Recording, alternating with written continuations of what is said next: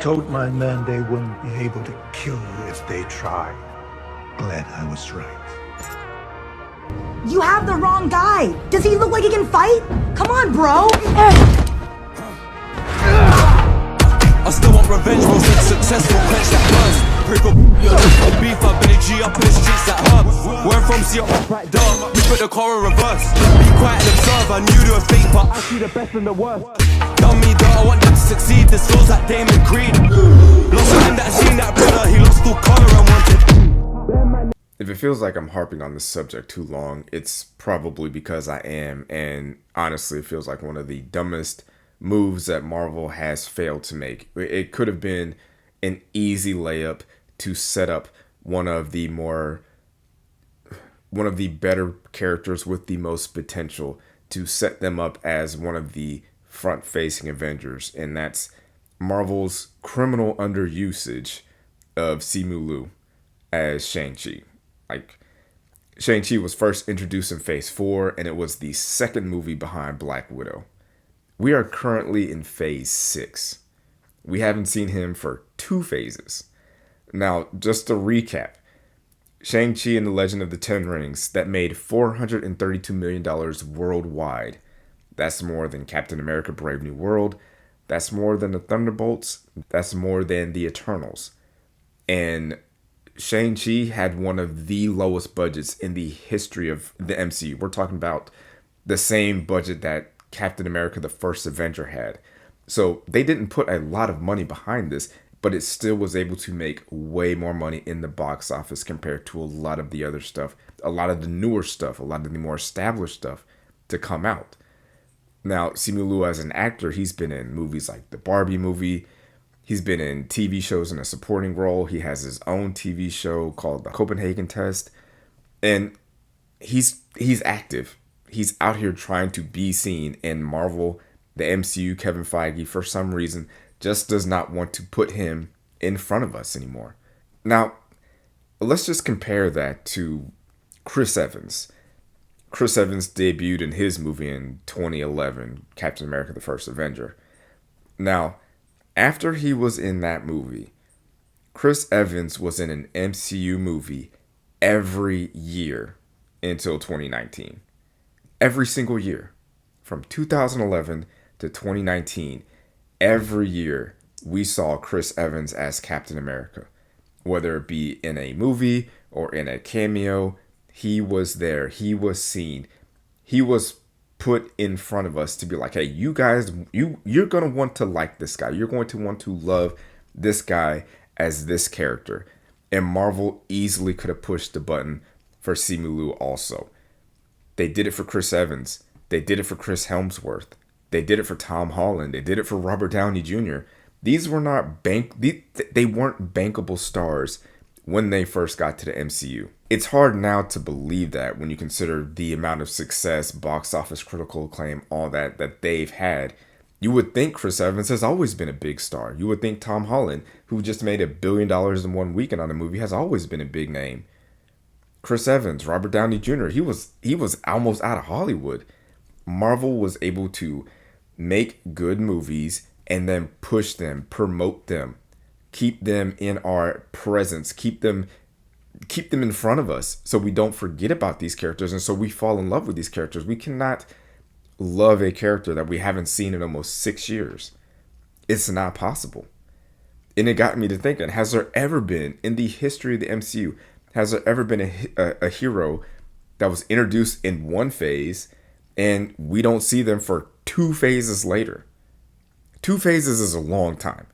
Now, the only person that I could think of that has kind of gone through this was Captain Marvel, who was introduced in Phase 3 in 2019 and didn't get a sequel until Phase 5 in 2023. And in between that, Carol Danvers was in Endgame, so it's not like we didn't see her between her solo films. Now, it's easy to just complain and say like, oh, you guys should have used Shang-Chi more. You guys should have put him in more movies or in more TV shows during this time, because he shouldn't just be a side character heading into Avengers Doomsday. He should be one of the main characters, one of the bigger characters that gets a lot more focus, or it should at least feel like it. Obviously, it's hard for Shang-Chi's character to compare to Doctor Doom, the Fantastic Four, Captain America, Thor, Ant-Man, because they are bigger, more established characters. So I understand that. But it shouldn't be a thing where Shang-Chi is just off to the side and damn near a side character. He should be able to go toe-to-toe, bar for bar with these guys as a character. And that would happen if they would have brought him in on other movies, on other TV shows. Why couldn't he have been in Doctor Strange 2? Wong was in the post-credit scene of Shang-Chi. That's your in right there. And he doesn't have to be because there was a lot going on in Doctor Strange 2, so I understand not wanting him in the movie. But Doctor Strange 2 had 2 post-credit scenes. Maybe take one of those post-credit scenes out and bring in Shang-Chi to be like, hey, this is Doctor Strange. This is what's going on. We got these 10 rings. There's a beacon in the middle. We don't know what it means. Let's see if we can try to figure this out. That's a good 45 seconds, and that keeps us like, oh, we have Shang-Chi still out there. He's part of this growing team of Avengers. The main one, the easiest one that they could have put him in is Ant-Man 3. He could have been at the beginning as far as, maybe Ant-Man is during the montage at the beginning of Ant-Man 3. There could have been a scene where Ant-Man is trying to recruit Shang-Chi, or Shang-Chi is trying to pitch himself to be like, hey, I know you're out in San Francisco. I'm out in San Francisco.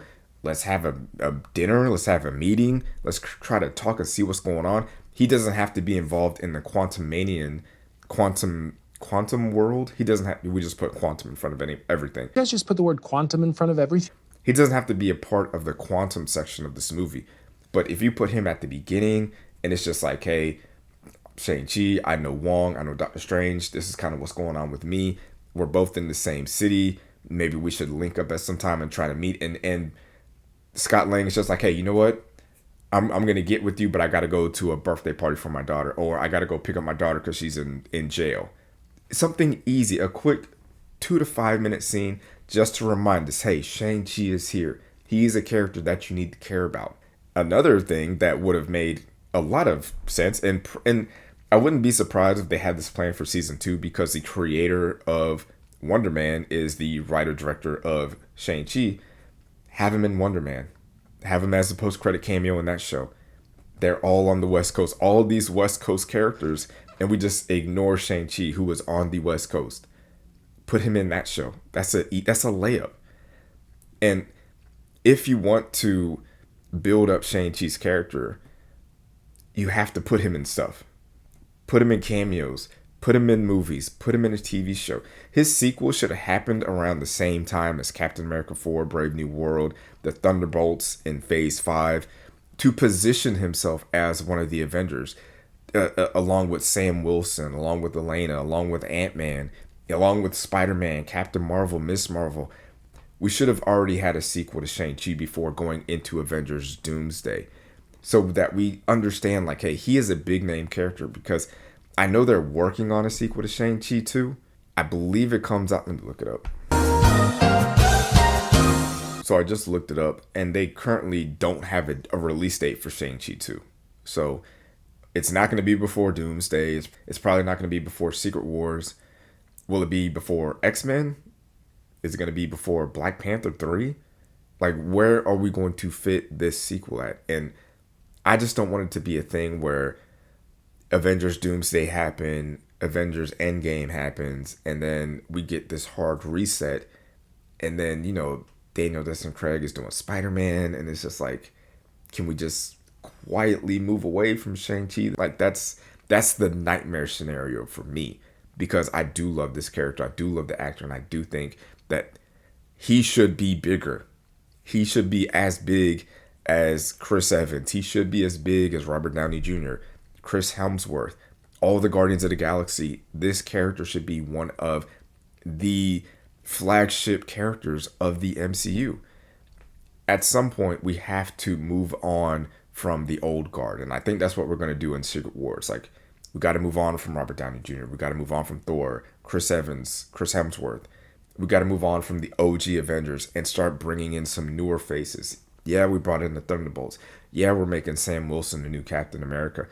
Yeah, Spider-Man is becoming more of a leader, but Shang-Chi needs to be more involved. Miss Marvel needs to be more involved. There are so many characters. The Black Panther's coming back. The X-Men are on the way. Shang-Chi needs to be one of the leaders of the MCU and one of the big faces of the MCU going forward. Drugs in my body, oh yeah, let's go. Hoes in the lobby, oh yeah, let's go.